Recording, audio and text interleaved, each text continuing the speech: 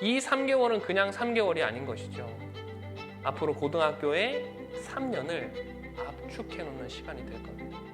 압축해 놓은 이 에센스, 정수 같은 이 시간을 그냥 보낼 수가 없는 거죠. 우리는 몰입을 해야 되는 거예요. 저는 그런 학생들을 찾고 돕고 싶습니다. 안녕하세요, 황쌤입니다. 오늘 겨울방학 기간에 스마트폰 사용을 왜 멈춰야 되느냐에 대한 걸로 좀 이야기를 시작을 해보려고 합니다. 많은 학생들이 또 많은 학부모님들이 이 스마트폰 사용 때문에 거의 한 번씩 전쟁을 치르는 걸로 알고 있습니다. 근데 이제 예비 고1들은 적어도 겨울방학 기간에 이 스마트폰 사용을 꼭 멈춰야 하는 이유에 대해서 설명을 드리려고 합니다. 첫 번째는 실질적인 성적 감소입니다. 논문을 좀 살펴보실까요? 스마트폰 의존도 총점과 학업 성취도의 상관관계에 대한 서울대학교 대학원의 논문입니다. 표에 대해서 의존도 숫자 이런 것들은 좀 차치하고서라도 결론을 보면 수학과 영어의 경우 스마트폰 의존도와 부정적 상관관계를 나타내었고 통계적 자체로도 유의미하다라고 이야기를 하고 있는 것이죠. 논문 이후의 내용을 조금 더 살펴보면 이런 내용들이 나옵니다. 스마트폰의 의존도가 높으면 높을수록 학생들의 논리적 사고력이 조금씩 더 떨어진다라고 이야기를 하는 것이죠. 실제적으로 이 스마트폰의 의존도가 학생들의 학업에 영향을 주고 있다는 겁니다. 아이들은 의외로, 학생들은 의외로 이 스마트폰이 학업에 영향을 많이 준다라는 것에 대해서 생각보다 깊이 생각하지는 않는 모습들을 보여주는 것이죠. 이렇게 이야기할 수 있습니다. 아니, 스마트폰은 엄마, 아빠, 내 트렌드를 쫓아가야 돼 라고 이야기를 할 수 있는 것이죠. 아이들이랑 이야기를 10대니까 친구들이랑 이야기도 해야 되고 말 그대로 트렌드를 좀 쫓아가야 된다라는 필요성을 이야기를 할 수 있습니다. 그런데 뒤집어서 이야기하면 이 트렌드를 쫓아가기 위해서 학업에 뒤처지겠다라는 이야기와 같은 이야기가 되는 것이죠. 우리는 이것을 생각해 봐야 됩니다. 스마트폰은 실제로 아이들의 학업을 망쳐가고 있는 것이죠. 두 번째입니다. 두 번째는 우울과 불안감의 증가입니다. 일단은 표를 먼저 보시겠습니다. 연합뉴스 23년 10월 달 기사인데요. 이쪽을 보시면 중학교 1학년에 대해서 청소년 스마트폰 사용 시간별 우울 수준에 대해서 이야기하고 있습니다. 만점이 40점이고요. 평소에 30분 정도 사용한다라고 하면 15점이고 4시간 정도 사용한다라고 하시면 21점이 됩니다. 무슨 말이죠? 스마트폰을 오래 사용할수록 아이들의 우울감이 40% 정도 증가한다라는 말입니다. 10대들은 감정에 민감한 시기인 거 너무나 잘 알고 계시죠. 뇌의 변형계 때문에 조금이라도 더 감정적으로 반응할 수 없는 것을 우리는 잘 알고 있습니다. 그런데 스마트폰을 쥐어주면 그냥 그대로 쥐어줄수록 아이들의 우울감은 상승한다라는 것입니다. 아이들의 우울감이 상승한다라는 건 이 우울감과 불안감 자체가 아이들의 이후의 교우 관계, 또 가족 관계, 학업에까지 당연히 영향을 줄 거라는 것이죠. 어떤 분들은 이렇게 말씀하실 수도 있어요. 아니 무슨 스마트폰을 4시간씩 이용하는 애들이 어딨냐. 우리 애는 안 그렇다. 우리 애는 안 그럴 수 있습니다. 그럼 한번 중고등학생들이 스마트폰을 얼마나 사용하는지 한번 살펴보도록 하겠습니다. 청소년 스마트폰 사용 실태 2021년 6월 자료입니다. 지금은 더 늘어났을 거죠. 보시겠습니다. 박스를 보시면 무려 놀랍게도 4시간 이상 사용하는 친구들이 전체가 41% 정도가 됩니다. 2-3명 중에 1명인 꼴이란 얘기입니다. 혹시나 지금 영상을 보시는 학부모님이나 학생 내가 아니다 또는 내 아이가 아니다 라고 하시면 내 옆집의 아이거나 아이가 둘이신 분은 둘 중에 하나는 꼭 5시간, 4시간 이상씩을 한다라는 겁니다. 피할 수 없다라는 얘기예요. 여기서의 특징은 한 가지가 있습니다. 어떤 특징이 있냐면 4시간, 5시간은 18%인데 오히려 5시간 이상이 증가한다라는 거죠. 자, 이건 뇌의 도파민이랑 연결이 돼 있습니다. 아이들이 이 스마트폰을 하면 할수록 이 단기간의 자극에 의해서 뇌의 도파민이 계속해서 분비가 됩니다. 그러면 이 도파민 분비가 멈추는 순간, 즉 스마트폰을 잠깐 멈추는 순간 반대급부로 이 불안감이 확 올라오죠. 그럼 언제 또 다시 그 불안감이 낮아지느냐? 핸드폰을 다시 할 때입니다. 스마트폰을 다시 할 때인 거죠. 그러니까 갈수록 강해지는 겁니다.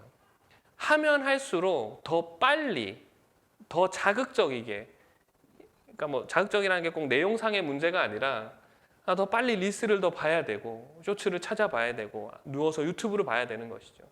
그런 것들에 아이들이 너무 무방비 상태로 노출되어 있다는 겁니다.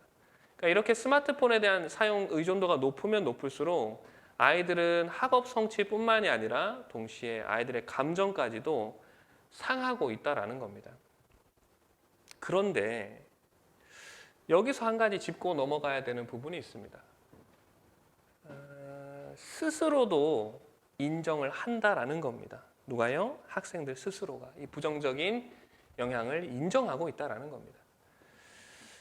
자, 스마트폰 사용 패턴과 학업 성취도 간의 영향 분석이라는 그 정부 행정이라는 곳에 나온 발표 자료입니다. 스마트폰이 학업 성취에 도움을 주는가라는 것에 대해서 중고등학생들에게 설문조사를 했습니다. 그때 도움을 전혀 주지 않는다라는 대답이 61%인 것이죠.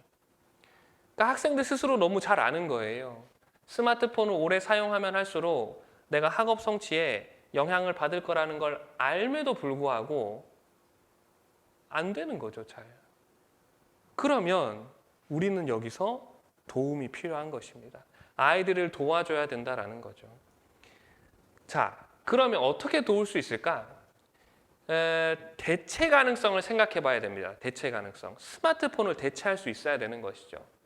아니, 도대체 뭘로 스마트폰을 대체할 거야? 대체를 한다라는 건 아이들이 스마트폰으로 뭘 하는지를 좀 보면 되겠죠. 자, 중고등학생 스마트폰 사용 용도입니다. 똑같은 발표 자료고요. 사용 용도 1위를 보시면 SNS와 메신저입니다. SNS 및 메신저. 보시면 중등부와 고등학생들 전부 다 80% 이상이 SNS랑 메신저를 사용하고 있다는 거죠. 그런데 이런 질문을 하실 수 있을 것 같아요. 아니, SNS면 SNS고 메신저면 메신저지. 왜 SNS 및 메신저냐? 그래도 좀 젊으신 학부모님들은 잘 아실 겁니다. 뭐냐면 인스타 같은 경우에, 인스타그램 같은 경우에는 DM, 즉 메신저와 그 인스타그램 피드, 사진 올리는 곳, 그 SNS가 같이 연결돼 있죠. 이제는 SNS랑 메신저를 분리할 수가 없는 시대입니다. 이게 합쳐져 있다 보니까 문제가 더 크게 발생하는 거예요. SNS에서 이제 DM을 확인하러, 그러니까 메신저를 확인하러 들어갔다가 친구의 피드를 보게 되고, 친구의 피드를 보다가 릴스 몇 개를 보게 되고, 그러니까 쇼츠를 몇 개 보게 되고, 그러다가 이제 좀 더 긴 영상을 보기 위해서 유튜브를 보게 되고 1시간이 되고 2시간이 되고 3시간이 되는 겁니다. 메신저 자체를 그러니까 아이들한테 야 메시지 주고받지 마 라고 얘기할 수는 없는 것이죠. 아이들 10대에서 친구 관계는 굉장히 자아 형성에서 중요하니까요. 하지만 SNS는 하지 않을 수 있습니다. 우린 그 부분을 도와야 되는 것이죠. 즉 SNS가 아니라 아이들은 연락을 할 수 있게끔 해놓으면 된다라는 겁니다. 자, 그렇다면 스마트폰으로서 SNS를 할 수밖에 없다면 우리는 공신폰으로 인터넷을 좀 차단할 필요가 있는 것이죠. 아니면 뭐 폴더폰도 좋습니다. 근데 공신폰이 어떤 거냐면 인터넷이 되지 않는 폰입니다. 인터넷은 되지 않지만 학업에 필요한 그 영어 사전이라든지 뭐 전화 당연히 되고 메시지도 당연히 되는 것이죠. 얼마든지 친구들이랑 연락하는 데는 아무런 문제가 없습니다. 단 SNS를 하지 않는 것이죠. 그런 생각이 있는 겁니다. 길 가는 예비고일을 아무나 잡아다가 물어봅니다. 야, 지금 12월, 1월, 2월 학업에서 중요하니 안 중요하니? 여기서 안 중요하다라고 대답하는 학생은 걔는 좀 이상한 거고요. 아무도 없을 겁니다. 그런데요, 아무도 없겠지만 정말 열심히 할 수 있는 친구는 소수에 불과한 거라는 거 너무나 다 잘 알고 있는 사실입니다. 이 3개월은 그냥 3개월이 아닌 것이죠. 앞으로 고등학교에 3년을 압축해 놓는 시간이 될 겁니다. 압축해 놓은 이 에센스, 정수 같은 이 시간을 그냥 보낼 수가 없는 거죠. 우리는 몰입을 해야 되는 겁니다. 우리는 몰입을 해야 됩니다. 몰입은 학생들의 학습 경험과 가치관을 반드시 바꿀 겁니다. 그 3개월이란 귀중한 시간 속에 우리는 정말로 몰두해야 되는 것이죠. 몰입해야 되는 겁니다. 저는 그런 학생들을 찾고 돕고 싶습니다. 좀 스마트폰을 내려놓고 좀 SNS 하던 것들 즐거움들을 좀 내려놓고 정말 앞으로의 3년이 아니죠 사실. 더 길게 보면 평생을 나를 따라올 대학교의 이름, 평생을 남게 될 그 졸업장, 우린 그것이 우리에게 필요한 겁니다. 아니 지금 학벌주의를 내세우는 거냐 이런 얘기를 하는 거면 영상을 끄셔도 좋습니다. 지금 그 얘기를 하는 게 아니죠. 대한민국에서 발을 붙이고 산다라면 살 거라면 어쩔 수 없는 부분들에 대해서 인정해야 된다라는 거죠. 그렇다면 이 3개월을 우리는 몰입해서 보내야 한다라는 겁니다.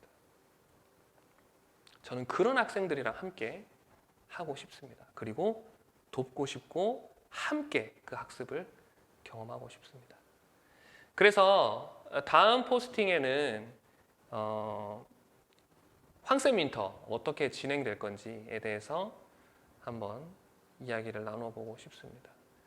이 영상을 보고 또 포스팅을 보고 가슴이 두근거리신다, 가슴이 뛴다 하시는 분들은 저와 함께 하면 좋으실 것 같습니다. 다음 포스팅 또 다음 영상에서 윈터를 어떻게 진행할지에 대해서 한번 말씀드리도록 하겠습니다. 오늘은 여기까지 하도록 하겠습니다. 감사합니다.